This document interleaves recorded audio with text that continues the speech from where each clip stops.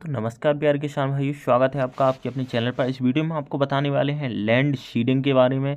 ये क्या होता है और प्रधानमंत्री किसान सम्मान निधि योजना में यह क्यों ज़रूरी है। इसके साथ ही हम बात करेंगे ई-KYC ये किसानों के लिए क्यों का ज़रूरी करवाया कंपलसरी किया गया है। जिन किसान का ई-KYC नहीं होगा उनको जो किस्त है वो आने वाली जो 15 तारीख को प्राप्त होनी है वो उनको प्राप्त नहीं होगी। साथ ही यहाँ पर आधार बैंक अकाउंट सीडिंग स्टेटस ये क्या होता है, इसकी भी संपूर्ण जानकारी इस वीडियो में देंगे, तो यह वीडियो आपको लास्ट तक जरूर देखना है। साथ ही इतनी मेहनत से हम लोग वीडियो बनाते हैं तो आपको एक लाइक, साथ ही हम अपने चैनल पर जो रियल जानकारी है, जेन्युइन जानकारी है वो हम लेकर आते हैं, तो कृपया करके लाइक करें और चैनल सब्सक्राइब तो आप करेंगे ही। तो चलिए हम बिना समय गवाए वीडियो स्टार्ट करते हैं। तो सबसे पहले हम बात करते हैं कि लैंड सीडिंग आखिरकार होता क्या है। देखिए, लैंड सीडिंग का मतलब होता है जिन किसानों के पास भूमि है। तो आप कहेंगे कि जो किसान है वही तो पीएम किसान सम्मान निधि में आवेदन करते हैं, जबकि ऐसा नहीं होता है। बहुत सारे ऐसे भी किसान होते हैं जिनके पास भू पुस्तिका होती है लेकिन उस पर वो खेती नहीं करते, वो भी पीएम किसान योजना में आवेदन कर देते हैं। जैसे किसी के पास बही भू पुस्तिका भू अभिलेख जिसके पास नहीं है वो भी आवेदन कर देते हैं। तो इसी को आइडेंटिफाई करने के लिए मोदी सरकार की तरफ से लैंड सीडिंग प्रारंभ की गई है, कि यानी कि जो किसान खेती किसानी करते हैं अपनी जगह पर ज़मीन पर, सिर्फ उन्हीं को इस योजना का लाभ मिले।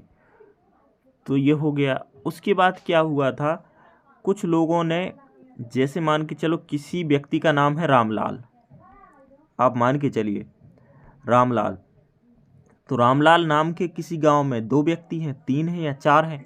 तो वो क्या करते थे, एक ही ज़मीन पर, जैसे किसी का नंबर है 275, उसी पर वो चारों लोग आवेदन कर देते थे। और इनके 3 लोगों के पास ज़मीन नहीं है रामलाल के नाम की, सिर्फ एक के नाम पर है, तो वो 3 लोग और इसका फ़ायदा ले रहे थे। तो इसको ख़त्म करने के लिए सरकार ने ई-KYC प्रारंभ की, और इसके साथ ही फर्जी किसान ना इसमें जुड़े, इसके लिए भी ई-KYC का डाटा किया, तो वो आधार से लिंक होकर पूरा अपडेट हो गया। उसके साथ अब बैंक अकाउंट की बात आ गई। तो क्या होता था, कुछ अधिकारी कर्मचारी जो भी हों उनके द्वारा फर्जी ये लैंड सीडिंग नंबर जनरेट कर दिया था फर्जी ई-KYC करवा के, और अपना कोई बैंक खाता या फिर अपने अंडर का बैंक खाता लगा के वो पैसे निकाल रहे थे। तो इसको ख़त्म करने के लिए आधार बैंक सीडिंग भी गवर्नमेंट ने स्टार्ट की, और ये भी सरकार के द्वारा करवा दी गई है, कंपलसरी करवा दिया गया। तो इससे क्या हुआ, जो वास्तव में किसान हैं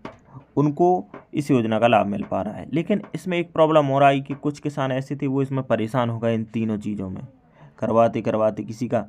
तो लैंड सीडिंग आपको कहाँ से करवाना है ये भी हम बता रहे हैं। तो यहाँ पर आपको ये होगी, आपके जो पटवारी होते हैं, या फिर आप जिसे लेखपाल बोलते हैं, कहीं कहीं ने लेखपाल बोलते हैं, या फिर आपको ये कुछ नहीं समझ में आ रहा है तो आप सीधे तहसील जा सकते हैं।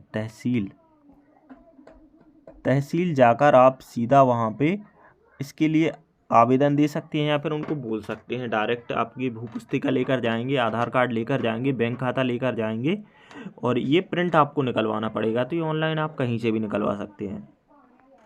ई-KYC नहीं है तो ये आपको कहीं भी ऑनलाइन, किसी भी ऑनलाइन शॉप से हो जाता, ऑनलाइन जो दुकान होती हैं वहाँ से हो जाएगा।